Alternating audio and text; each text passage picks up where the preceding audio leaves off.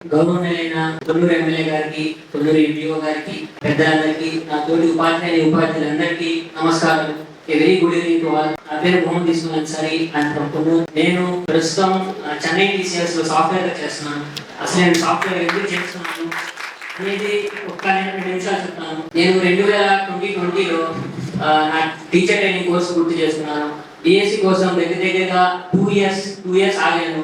కానీ డిఎస్సి లేనటువంటి పరిస్థితి. 2 సంవత్సరాలు కాదు కదా, గత ప్రభుత్వం ఉన్న 5 సంవత్సరాలు కూడా ఏ డిఎస్సి లేదు. ఇప్పుడు చాలా బాగా చేసి 2022లో ఎంసీఏ వైపు వెళ్ళి ఇప్పుడు సాఫ్ట్వేర్ గా జాబ్ చేస్తున్నాను. కానీ 2024లో మన లీడర్ సిబిఎన్ నారా చంద్రబాబు నాయుడు గారు ఒకటే చెప్పారు, మన కూటమి ప్రభుత్వం కనుక అధికారంలోకి వస్తే మొదటి సంతకం ఉండేది ఖచ్చితంగా మెగా డిఎస్సి పైన అని చెప్పారు. చెప్పినట్టే మన ప్రభుత్వమే వచ్చింది. మొదటి సంతకం పడింది మన మెగా డిఎస్సి, మామూలు డిఎస్సి కాదు, మెగా డిఎస్సి మీదనే పడింది. అప్పుడు నేను ఒక్కటే నిశ్చయించుకున్నాను. అప్పటికి నేను సాఫ్ట్వేర్ లో జాబ్ చేస్తున్నాను. ఎలా అయినా నాకు ఇష్టమైన టీచింగ్ ప్రొఫెషన్ చేయాలి. నాకు టీచింగ్ ప్రొఫెషన్ ఇష్టం. ఎందుకంటే నేను చిన్నప్పటి నుంచి చూసిన నా మొదటి టీచర్ మా అమ్మే. She also government teacher and teacher అయ్యాను. సో అప్పటి నుంచి నేను టీచర్ అవ్వాలని ఖచ్చితంగా ఫిక్స్ అయ్యాను. సో మార్నింగ్ 9కి ఆఫీస్కి వెళ్ళేవాడిని, ఈవినింగ్ 7కి రూమ్కి వచ్చేవాడిని. నేను మొత్తం రెడీ అయ్యి అన్నం తిని మొత్తం 9 అయ్యేది. అప్పుడు ఆ 9 తర్వాత కూర్చొని డిఎస్సికి ప్రిపేర్ అయ్యేవాడిని నైట్ అంతా కొంచెం కూర్చొని. అలా ఇప్పుడు ఈ రోజు నేను మీ ముందు నుంచొని జాబ్ కొట్టి మాట్లాడగలుగుతున్నాను అంటే ఆ రోజు మన చంద్రబాబు నాయుడు గారు మెగా డిఎస్సి నోటిఫికేషన్ సైన్ పెట్టినందుకే. అందుకే నేను ఈ రోజు మీ ముందు నిలబడుతున్నాను.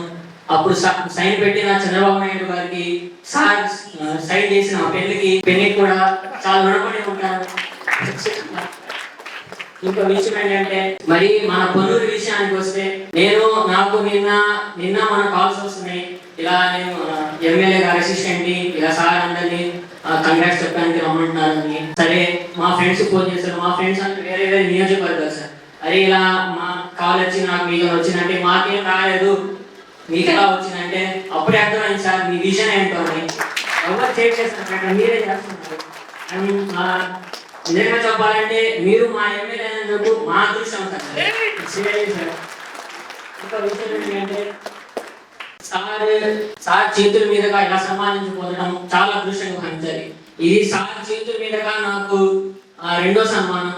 మొదటి సన్మానం సార్ గుర్తుందా లేదో, 2016లో నేను 10th క్లాస్ టౌన్ ఫస్ట్ వచ్చినప్పుడు సార్ మా ఇంటికి వచ్చి మరి సన్మానం చేశారు.